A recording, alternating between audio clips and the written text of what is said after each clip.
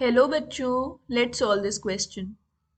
The question says rapid industrialization in various fields is a major culprit of water pollution. The contamination of water is caused by industrial waste containing metals like lead, mercury, cobalt, nickel, etc. These are responsible for large number of diseases, cancer in particular. Pesticides such as DDT, Eldrin, BHC also dissolve in water to some extent and make it poisonous. Acids released by the rainwater lead to the water pollution.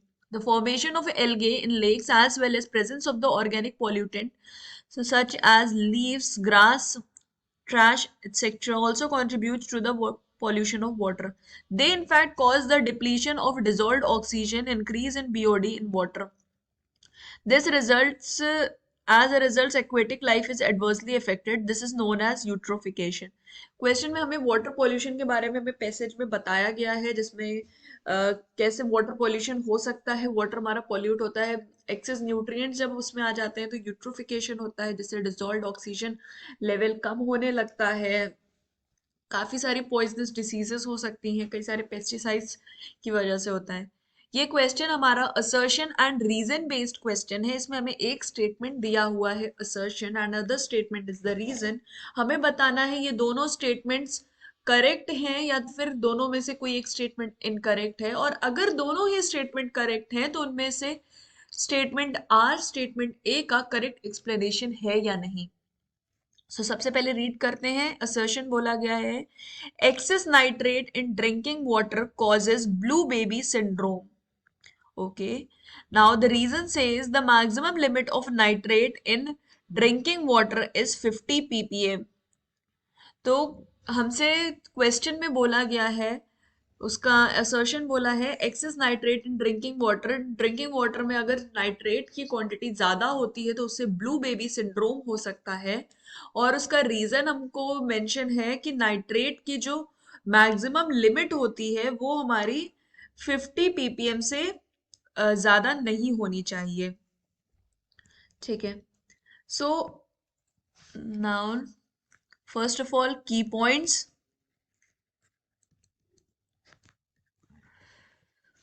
Access nitrates in drinking water, अगर हमारा nitrate की quantity ज्यादा हो गई इन drinking water तो ये हमारा haemoglobin से HAE हीमोग्लोबिन से रिएक्ट करके मेथियोग्लोबिन फॉर्म करता है, और यही हमारा, इसी कंडीशन को हम कहते हैं ब्लू बेबी सिंड्रोम। सो नाइट्रेट की अगर क्वांटिटी, एक्सेस क्वांटिटी में अगर नाइट्रेट हमारा पाया जा रहा है वाटर में तो उससे ब्लू बेबी सिंड्रोम हो रहा है। असर्शन करेक्ट है। नाउ अब हम उसका रीजन देखते हैं। उसके रीजन में हमें मेंशन है, सेकंड पॉइंट हमको उसका रीजन दिया हुआ है maximum limit of nitrate in drinking water is 50 ppm। 50 ppm उसकी मैक्सिमम लिमिट है। ये स्टेटमेंट भी करेक्ट है।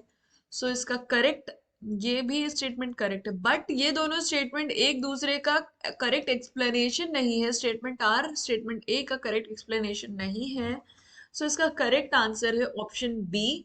Both assertion and reason are correct but statement R is not the correct explanation of assertion. I hope आपको ये solution समझ में आया हो। All the best for your examinations. Thank you.